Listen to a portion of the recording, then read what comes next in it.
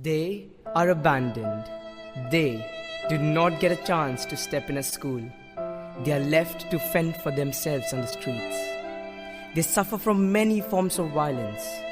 They do not have access to even primary health care. They are subjected to cruel and inhuman treatments every day. They are the children, innocent, young and beautiful, who are deprived of their rights. Poor innocent children. They're just born in this world and they go through so much suffering, distress, pain. May God bless them. Truly, I am shocked that children go through so many atrocities.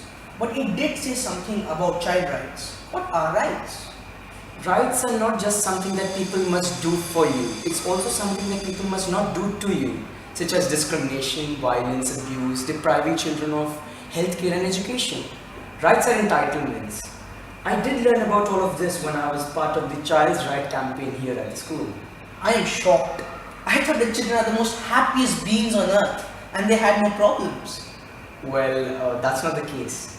And it's very hard to believe that these situations do occur. But by learning about them, it's a good way to start helping them. And that's why we learn about rights. That is true. But I thought that children didn't have rights. I thought only adults who are above 18, of course, have rights, not minors. Of course, we children do have rights. And it's not an overnight initiative that resulted in the adoption of the child rights. It took several years of movement and activism.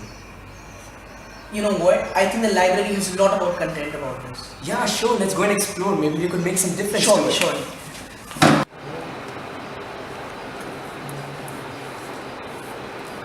I think I found a book.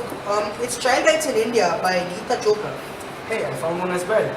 It says For Every Child by UNICEF. Let's read it. Maybe we could find something definitely. It says that previously there were no child rights. Then way back in 539 BC, Cyrus the Great conquered Babylon and set the slaves free to go and choose any religion. This was the stepping stone and this laid the foundation of the Cyrus cylinder, which had the first declaration of universal human rights carved on it. Gradually, as it spread its wings and was a hot topic in Greece and in Rome, it got more famous with the name natural law.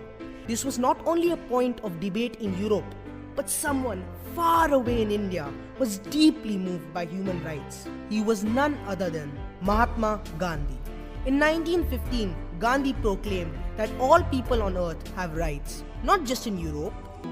The United Nations Convention on the Rights of the Child, UNCRC, set up in 1989, defines child rights as the minimum entitlements and freedoms that should be afforded to every citizen below the age of 18, regardless of race, national origin, color, gender, language, religion, opinions, wealth, birth status, disability, or other characteristics. All the governments around the world have made a special agreement called the Convention on the Rights of the Child. Today, millions of children are still denied the simple joys of childhood love and protection. For any change on a significant scale, each one of us is required to, start thinking about children. A recent analysis by CRY, that is Child Rights and Youth, shows that the overall decrease in child labor is only 2.2% year on year. And this is a decrease not in 2 years or 3 years or even 5 years. This is the decrease in the last 10 years. It's just so horrifying. I'm already starting to feel helpless and deprived. We've got so many problems, but what are we going to do? Do what Mother Teresa did for the world. A Catholic nun, Mother Teresa, committed her life to working with the poor throughout the world. She lived among the poorest of the poor so that she could serve them better. These great leaders are doing phenomenal. But what about us? A handful of activists cannot change the whole world. Children are the harbingers of change. It's the moral responsibility of all of us to protect children in our society. So let we children light up the flame. Children are not passive objects of care and charity. Instead, they're human beings with a distinct set of rights. With this strong belief and conviction, we didn't have to go far. We thought that the change should begin from our school and home. DPS Greater Faridabad initiated this movement in our school in year 2016. We got a noble opportunity to serve the children with esteemed Slovenian embassy, Nobel laureate Kailash Satyarthi's NGO, Bachpan Bachao Andolan. Young students of class 6th and 7th were actively involved in this campaign. The insights gained by teachers trickle down to the students through lively sessions on various rights of a child as envisaged in the UNCRC. The dipsites discovered myriad ways of expressing their thoughts. Some drew sketches, others wrote poetries, still others came up with real-life anecdotes. While discussing sensitive issues like those of child labor or refugee children, the sensitivity they showed for the wider community of their peers living on the fringes of society was praiseworthy.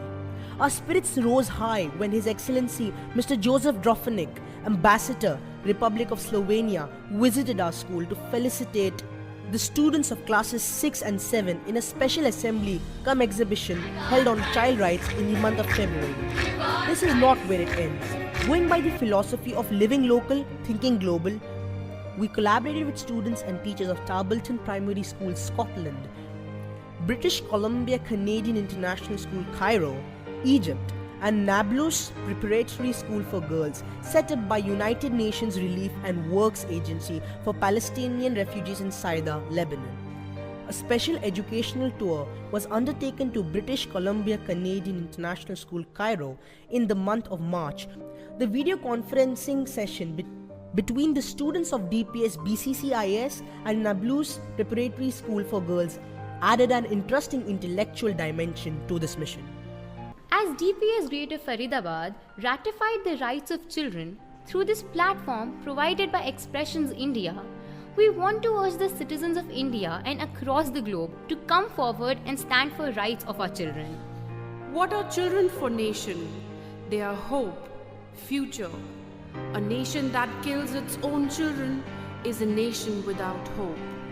The evolution of culture is ultimately determined by the amount of love, understanding, and freedom experienced by its children. Every expression of love toward children heals society and moves it unexpected wondrous new direction.